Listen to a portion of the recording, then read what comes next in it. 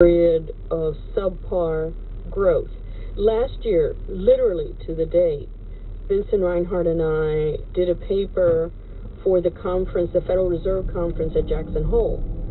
That paper was called After the Fall.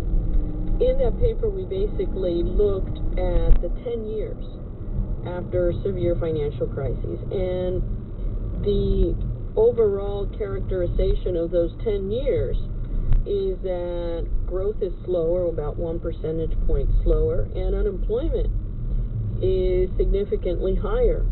So that's why we kind of feel we're in a recession. We're not in your run-of-the-mill business cycle.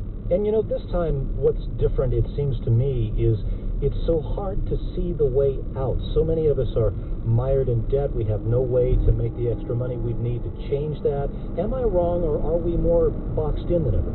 No, you're absolutely on the mark. In the boom period, a lot of debt is built up, and in this case, household debt.